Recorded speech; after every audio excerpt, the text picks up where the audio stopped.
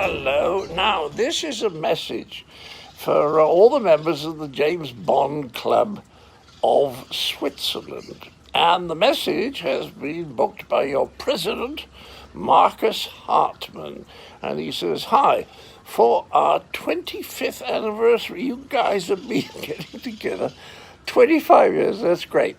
Please say a few words about your work in the Bond movies." Well, I'd love to.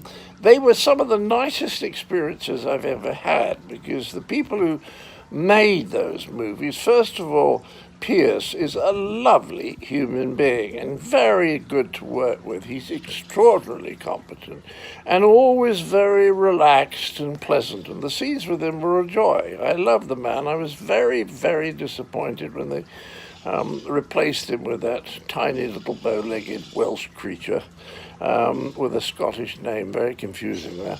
And I had a great time there. When I was first approached by the producers, Barbara Broccoli and Michael Wilson, they told me that dear old, oh God, I've forgotten his name for a moment, dear old Cube, Llewellyn, had actually suggested to them that he had an assistant.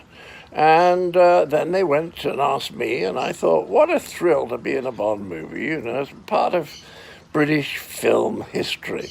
And I had a lovely time. I was directed by a man I'd been in Cambridge with. We'd exactly the same year we left, and I'd known him and I liked him ever since, called Michael Apted, and he's done a lot of movies, including one of those huge sort of historical things with animals, people riding big birds and so forth, which he shot in New Zealand. He was a lovely guy.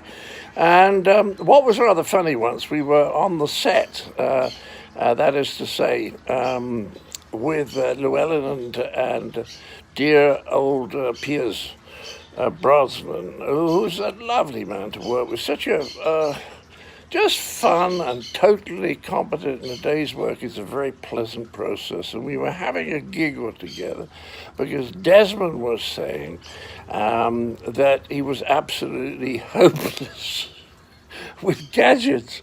And then Pierce said he was completely hopeless with gadgets. And then I said, well, I can't make anything work. I'm hopeless with gadgets. So the three of us were all absolutely hopeless, which shows that filming is all about lying and cheating, really.